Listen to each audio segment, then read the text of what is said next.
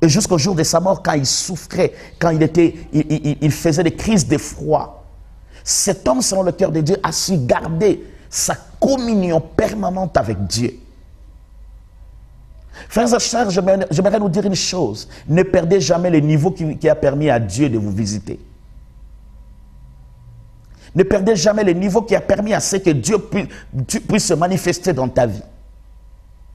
C'est la cause majeure des échecs dans le ministère aujourd'hui. Le niveau qui te permettait de voir la main de Dieu aujourd'hui, tu es devenu tellement occupé et tu n'as plus ce même niveau. Oh, j'aime l'exemple de David, le grand adorateur, l'homme selon le cœur de Dieu. La Bible dit, cet homme entrait 7 fois dans la présence de Dieu. Depuis qu'il était fermier, depuis qu'il était berger, jusqu'à ce qu'il est devenu roi d'Israël, il n'avait jamais perdu les 7 fois d'entrer dans la présence de Dieu. Lorsqu'il entrait 7 fois dans la présence de Dieu, il composait des cantiques, il composait des psaumes. Cet homme, selon le cœur de Dieu, a su maintenir les caps. Oh, je prie, et je prie pour toi, que malgré tes occupations, malgré ce que tu vis, malgré ce que tu fais, que tu puisses maintenir les caps de ta spiritualité.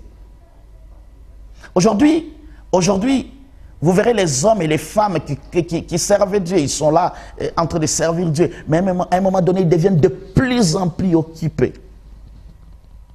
Et ils perdent la pédale de la vitesse de leur grâce.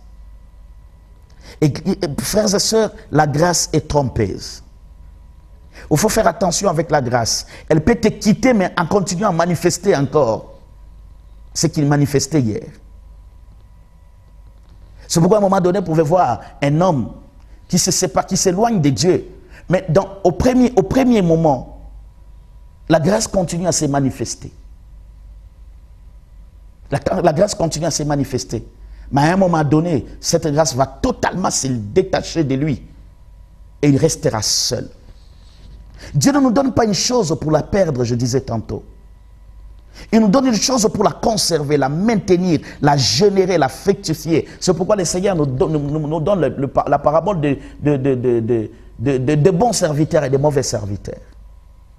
Il dit, le maître est venu, il a donné à l'autre 3, 2, 4, et puis il est parti. Et l'autre a dit, non, mais j'ai caché pour que le maître revienne trouver ce qu'il m'avait donné. L'autre a gaspillé, mais l'autre a fructifié. La grâce que Dieu te fait, la grâce qui se manifeste dans ta vie, tu dois la maîtriser pour la fructifier.